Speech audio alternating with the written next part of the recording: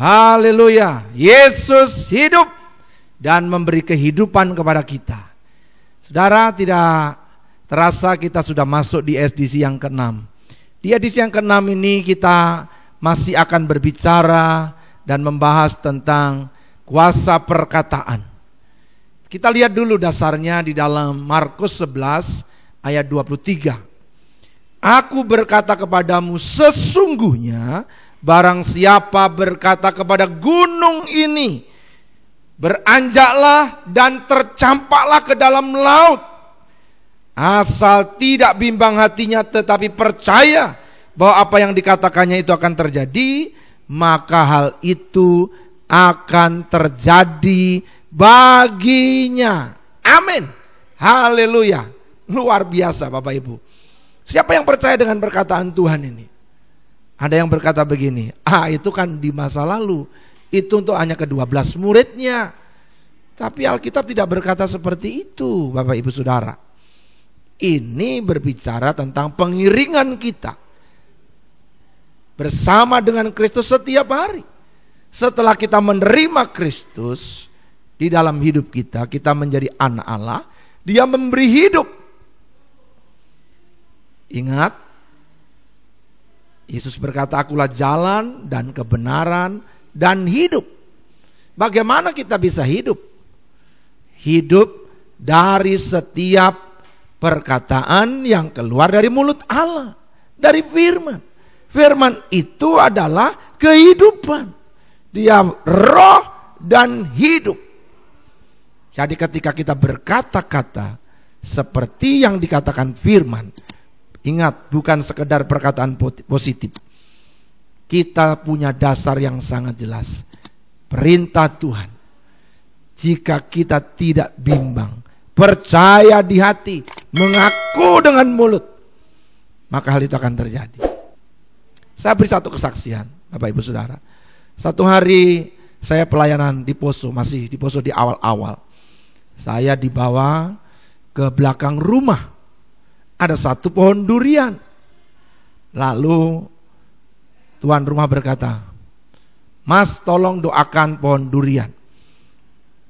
Wah, untuk apa didoakan, saya bilang. Ya, ini kan supaya berbuah. Sudah lama tidak berbuah. Wah, saya belum pernah berdoa untuk pohon. Kalau manusia saja bisa sembuh, saya percaya juga pohon durian juga sembuh.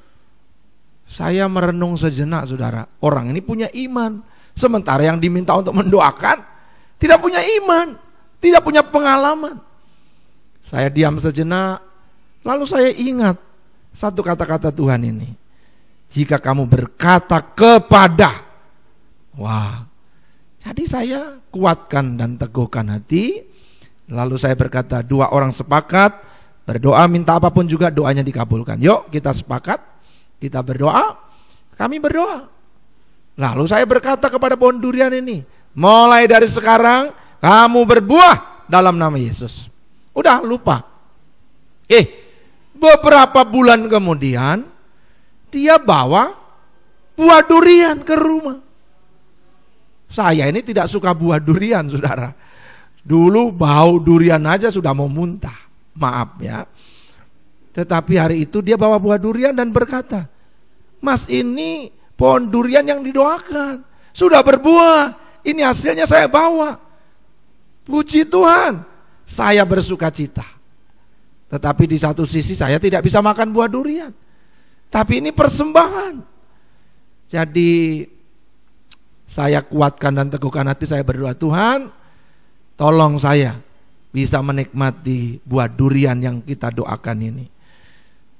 Akhirnya sejak itu, saudara, saya bisa makan durian.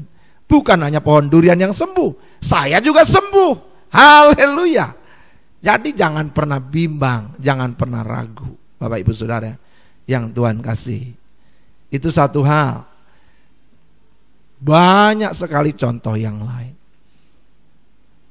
Saya teringat pohon mangga di depan kami, di depan gereja. Sejak pertama kami tinggal di komplek ini, saya menikmati buah mangga ini Enak sekali rasanya. Lalu kami berdoa, Tuhan berkati buah mangga ini. Biar dia berbuah terus, tidak pernah berhenti dalam nama Yesus. Kami doakan, kami katakan. Kenapa? Karena tetangga sudah bilang yang punya mangga, Bapak yang menjorok ke sebelah itu untuk gereja. Oke. Kenapa? Karena kami sapu di bawahnya. Dan puji Tuhan, saya tidak tahu kapan mulainya, tapi sampai sekarang pohon mangga itu selalu berbuah. Habis buah pergi, habis bunga lagi buah, habis terus begitu sampai hari ini. Wah, tapi kan belum tentu karena perkataanmu. Biar orang lain ngomong seperti itu, saya percaya itu karena perkataan. Dan betul, diikuti oleh beberapa orang. Satu lagi di gereja kami di Sentani, ada pohon matoa. Sama, kami berkata, pohon matoa ini terus berbuah sampai hari ini. Matoa biasanya 1 tahun sekali atau 2 kali. Mangga juga sama. Saudara yang dikasihi Tuhan, jangan pernah takut. Kenapa saya berani ngomong begini? Satu hari saya membaca satu buku tentang percobaan seorang yang berkata-kata kepada nasi, diuji coba. Wah, daripada saya cuma teori, saya coba saja. Saya ajak jemaat rame-rame untuk berkata kepada nasi, nasi, kamu jelek, kamu busuk, kamu terkutuk dalam nama Yesus. Satu lagi kami berkati, kau nasi yang baik, nasi yang harum, nasi yang menjadi berkat. Bapak Ibu Saudara, apa hasilnya? Beberapa jemaat menyaksikan, wah puji Tuhan Pak, itu yang dikutuki nasi itu jadi hitam, yang diberkati kuning. Ya ada jamur-jamur tapi tidak busuk. Haleluya. Tetapi ada satu percobaan di ruang doa, diletakkan berdampingan, sama-sama busuk dua-duanya. Wah, saya dibuat bingung saudara. Kenapa ini bisa busuk dua-duanya? Lalu seperti saya diingatkan di dalam hati saya yakin itu Tuhan mengingatkan. Karena waktu dikatakan kepada nasi itu, berkat, semua dengar dua-dua. Dikatakan kutuk, dua-dua juga dengar. Wah, jadi kami coba lagi pisahkan sekarang jauh. Dan betul hasilnya, yang satu busuk hitam, yang satu kuning. Mari Bapak Ibu Saudara, jangan hanya dengar teori, tapi mulailah saudara-saudara mulai mencoba, belajar, mempraktekkan. Wah Pak, nanti bisa sesat itu. Ya tergantung saudara, kalau saudara mau ikut Yesus. Saya mau ngalami, saya tidak mau hanya baca Alkitab teori. Di masa lalu ini cerita dongeng. Yesus berkata, jika kamu percaya dan tidak bimbang hatimu. Wah, saya percaya dan mau belajar supaya tidak bimbang. Gimana caranya? Membangun iman ini. Dan saya percaya kasih karunia Tuhan itu nyata dalam hidup saya, dalam hidup saudara juga. Ayo coba, jangan lupa mencobanya. Nanti kalau saudara sudah berhasil, jangan lupa saudara bisa WA, bisa di komentar hasilnya apa, supaya lebih banyak orang diberkati. Tapi juga jangan lupa like dan share, subscribe supaya banyak orang juga mencoba. Ya, saya percaya program ini akan memberkati hidup saudara. Menjadi Kristen tidak harus agamawi, tidak hanya ritual, tapi menjadi Kristen itu menyenangkan. Ikut Tuhan itu hidup. Ada berkat berkelimpahan dalam tantangan dan tekanan. Ada pertolongan Tuhan. Dia tidak meninggalkan kita. Memang kita dianiaya, dikucilkan, diusir, diancam, tapi Roh Kudus di dalam kita membangkitkan kekuatan, kasih, dan ketertiban. Kita masih bisa mengasihi musuh-musuh kita. Itu bukan omong kosong. Kalau pakai logika saja dan perasaan kita, Tentu kita tidak bisa mengampuni orang yang memusuhi kita, yang menganiaya kita, yang menyakiti kita. Tapi ketika kita merenungkan firman yang kita baca, kemudian kita berkatakan, seperti Yesus di kayu salib yang berkata, Bapa, ampunilah karena mereka tidak tahu apa yang mereka perbuat. Saudara, nah kalau masih ada orang percaya itu bukan Yesus yang disalib, bagaimana kualitas pengkhianat bisa mengampuni orang? Nggak mungkin. Saudara, nggak mungkin orang yang kualitas hidupnya sebagai pengkhianat bisa berkata, aku mengampuni. Dan dia bisa berkata, hari ini juga engkau bersama-sama dengan aku di Firdaus. Orang yang dianggap diserupakan dengan Yesus, sangat jelas Alkitab menulis, matinya bunuh diri. Clear. Saudara, jangan percaya dongeng, percaya firman. Tidak mungkinlah yang asli kemudian tiba-tiba 600 tahun kemudian ada yang cerita dongeng dan lebih dipercaya dongengnya. Wow, aneh bin ajaib. Saudara-saudara, kemudian itu dianggap sesuatu yang dari Tuhan. Saudara, omong kosong dari mana?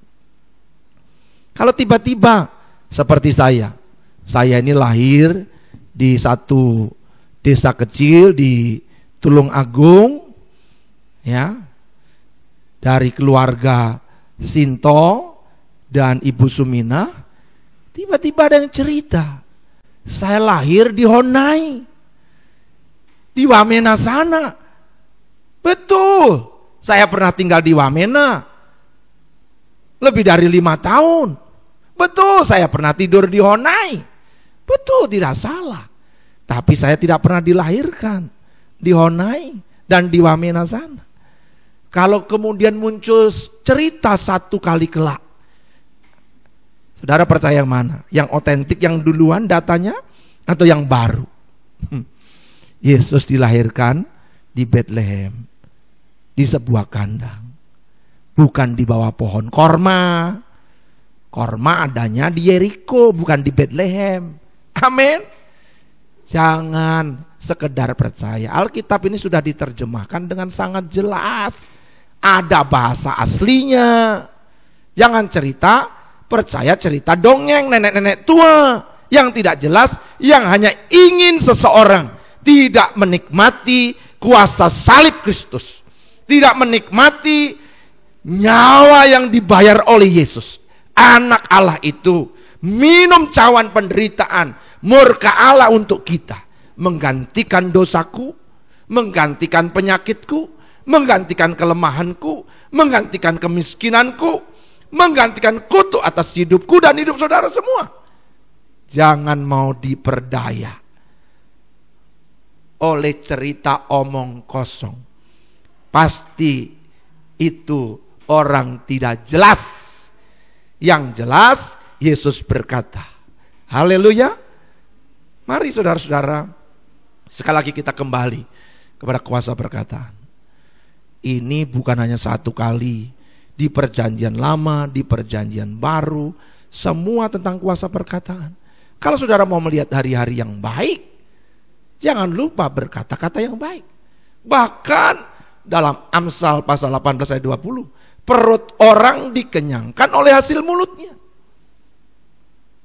Wow, dia dikenyangkan oleh hasil bibirnya. Perut aja dikenyangkan oleh hasil mulut. Misalnya begini, contoh.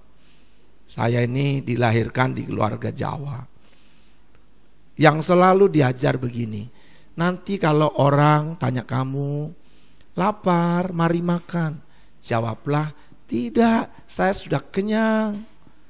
Ini saya diajari ibu saya. Satu hari tetangga saya masih keluarga menawari makan. Sumiran sini makan. Oh iya, saya lapar ini. Saya makan. Ibu saya dengar saya mau makan. Pulang saya dimarahi. Ibu sudah kata apa? Kalau orang tawari makan bilang su kenyang. Jangan bilang kamu belum makan. Loh kan saya memang belum makan, saya lapar. Iya, tapi itu tidak sopan. Saya tidak tahu sopan yang tidak sopan yang mana. Satu hari lagi, Bapak Ibu, ini lebih sontoloyo menurut saya cerita ini. Saya KKN di satu kampung di Batu, di Malang sana. Ini sudah menjelang akhir-akhir KKN. Saya dengan teman-teman datang mau pamitan. Disediakan kue-kue, jajanan dan minuman. Lalu mereka berkata, silakan dimakan, silakan diminum. Satu kali, semua tidak ada yang makan minum, saling lihat. Saya juga baku lihat. Tuan rumah bicara lagi, makan, minum. Lalu saya tanya, ini sungguh-sungguh kah? Sungguh-sungguh, kasih habis. Makan, minum, kasih habis. Saya senang. Tuan rumah pergi, saya makan, kasih habis.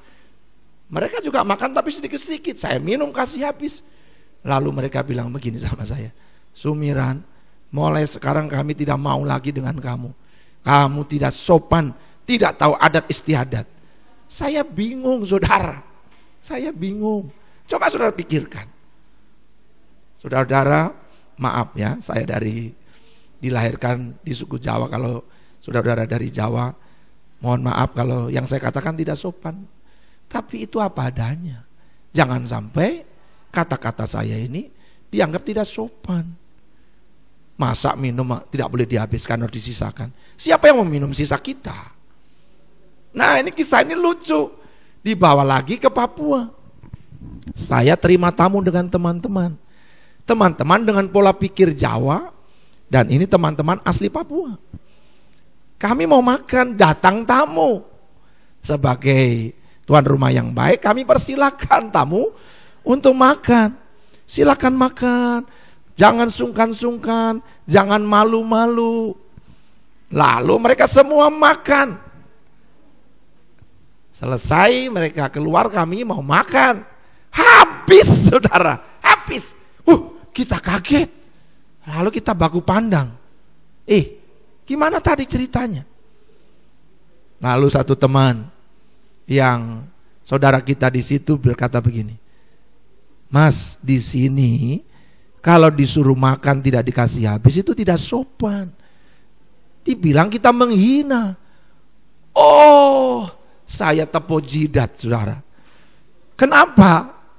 Cara berpikir Jawa, tapi penerapannya Papua. Hati-hati. Sejak itu kami belajar. Budaya kita boleh beda. Tapi harusnya kata-kata kita memang jujur. Kalau tidak boleh dimakan, bilang tidak boleh dimakan. Suruh makan, makan. Kalau saudara ingin pohon matwa saudara berbuah, katakan, matwa Tuhan memberkati, berbuahlah. Nanti kita akan bahas lebih dalam tentang memberitakan Injil kepada segala makhluk. Amin. Nah, ini menarik Bapak Ibu Saudara. Makhluk ini bukan hanya manusia. Makhluk ini kan juga binatang, juga tumbuh-tumbuhan, juga makhluk. Tapi nanti seri berikutnya saudara tunggu. Tiap hari kita akan bahas ini Bapak Ibu Saudara. Ya, jangan lupa di-sharekan kepada teman-teman saudara. Pasti ini akan memberkati. Tapi juga akan banyak pengkritik, tapi tidak apa-apa, itu biasa. Saya tidak bicara tentang teologia. Saya bicara hal praktis sebagai pengikut Kristus. Saya tidak mau tertipu. Saya mau mengalami Kristus hidup di dalam diri saya. Amin. Saya yakin saudara juga ingin Yesus hidup di dalam dirimu. Jangan mau ditakut-takuti. Nanti sesat loh kalau baca Alkitab. Alkitab sudah diterjemahkan dalam semua bahasa, bahkan sampai bahasa daerah, supaya semua orang menikmati. Tapi kan tidak semua terjemahan betul. Saudara, di LAI itu orang-orang ahli dalam segala bidang. Ada antropologi, ada bahasa Yunani, ada bahasa Indonesia, bahasa Ibrani, bahasa Latin, bahasa Inggris, dan ahli-ahli yang lain. Ini semua sudah didiskusikan bertahap terus-menerus.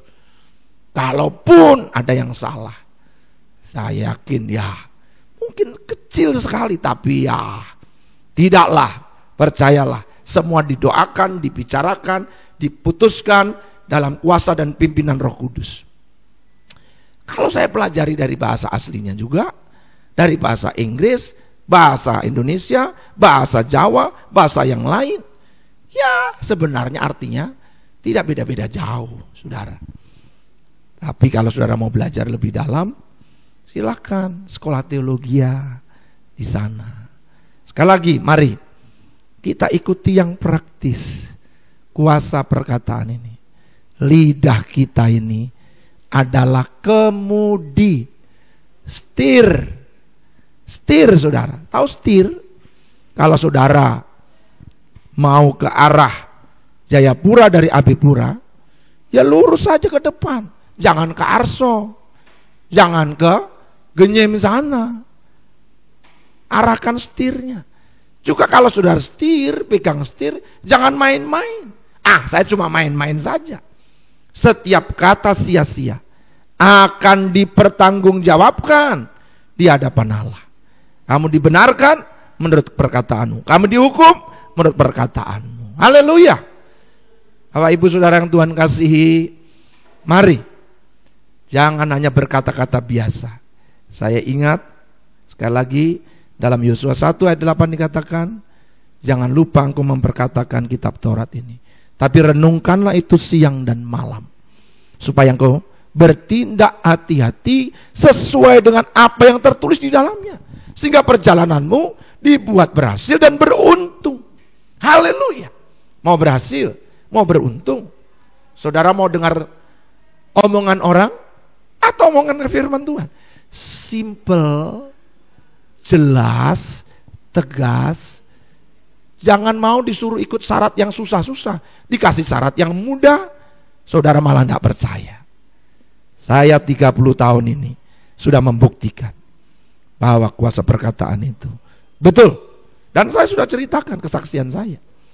Jadi berhenti hanya berdebat teologi yang tidak penting, ya. Tapi saksikan bagaimana engkau ikut Yesus, bagaimana engkau ngomong perkataan Allah, bagaimana engkau mengalami kehidupan, kesembuhan, pertolongan, keselamatan, kelepasan, berkat berkelimpahan, dan menjadi berkat bagi orang lain. Karena kata-katamu, maka anakmu sembuh, ibu. Itu kata Tuhan. Hari ini, saudara praktek, saya mau katakan, karena kata-katamu itu, engkau diberkati. Karena kata-katamu itu, engkau sembuh. Karena kata-katamu itu, engkau lepas dari beban penyakit. Karena kata-katamu itu, hidupmu jadi kuat. Haleluya. Mari kita berdoa. Tuhan, terima kasih. Kami minta ampun bersama-sama dengan semua pemirsa. Kalau kami kata-kata yang salah. Kami ingat Ayub menyesal di hadapan Tuhan, mencabut kata-katanya. Saat ini kami juga mencabut kata-kata kami yang keliru, yang tidak memuliakan Tuhan, yang berasal dari perasaan kami, dari pikiran kami sendiri, dari situasi dan kondisi. Kami mau berkata-kata bersumber dari hidup Tuhan, firman Tuhan yang hidup, berkuasa, menyembuhkan, memberi semangat, dorongan, kehidupan, kelepasan, berkat, kemenangan dalam nama Yesus.